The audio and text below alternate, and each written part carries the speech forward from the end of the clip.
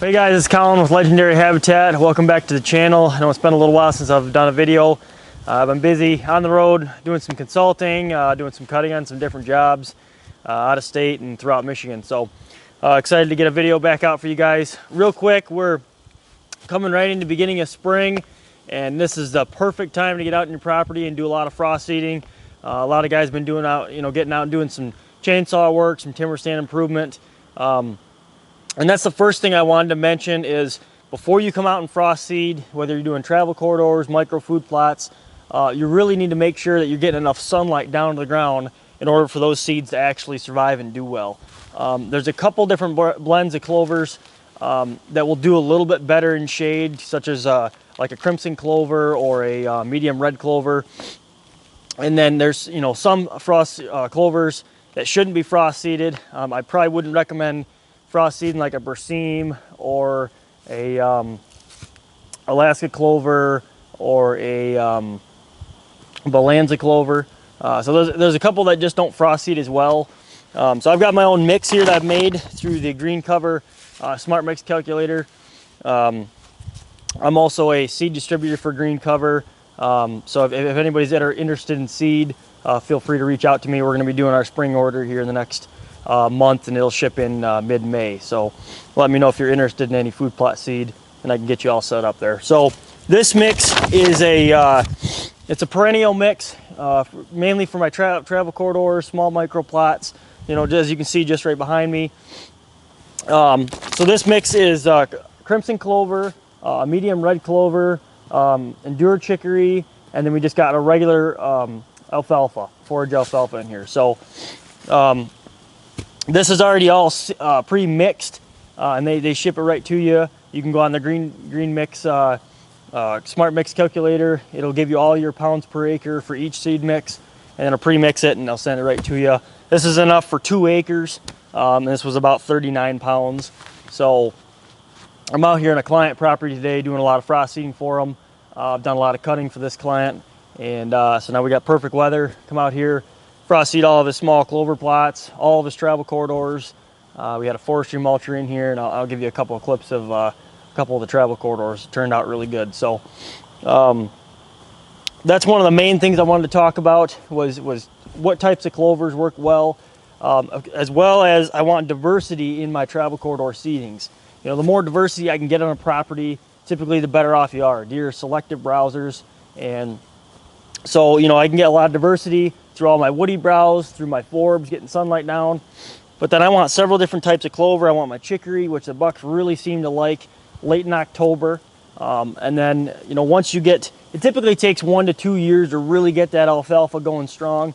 But as far as tonnage and attraction, I think alfalfa is probably one of the best, travel corridors, small micro plot seed blends you can do. So another thing I want to talk about real quick is seed to soil contact when you're doing frost seeding, and managing your organic matter and your leaf matter and debris, on your travel corridor. So in this situation, I came through here, we did some hinge cutting.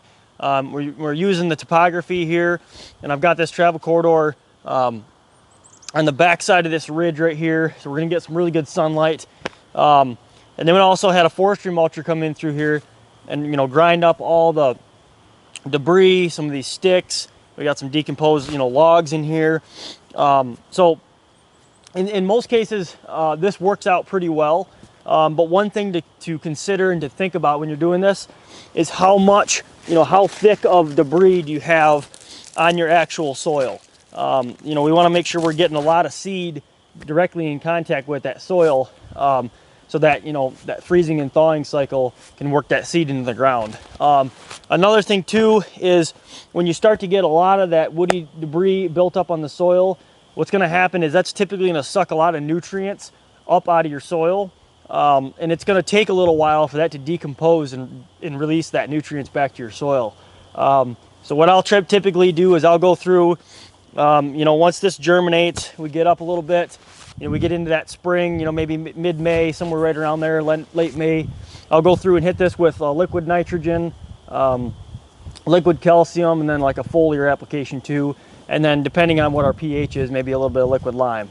What that liquid nitrogen will do is it'll help break down all this leaf matter, your woody shreds and woody structure on here, twigs, and it'll help break that down a lot faster and put that nutrients back down in your soil. So just something to think about if you've had a forestry mulcher come through, or if you're thinking about having a forestry mulcher come through your property. That'll definitely speed up the process of really breaking down that organic matter and really getting that nutrients into your, whatever you're planting. So as far as seeding rate, guys, I want to talk about this really quick. There's a couple different rates. You got like crimson clover, I think that's right around 4 pounds per acre. Chicory's a little bit less because it's a bigger broadleaf plant. So those are all pre-mixed, in this blend, which makes it really nice.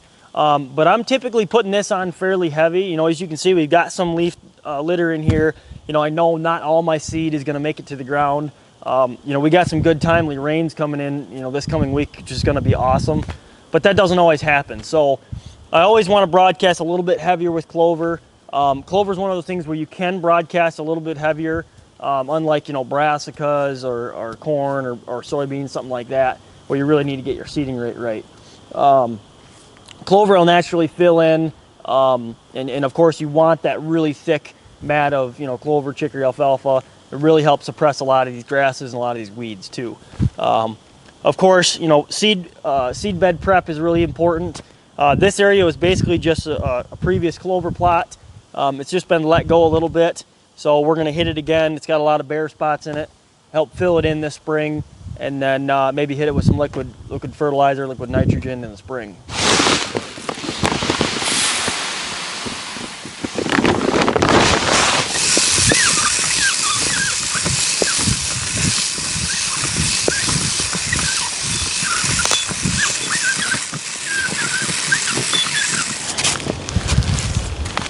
Well, hey guys, thanks for watching. I really appreciate y'all tuning back into my channel.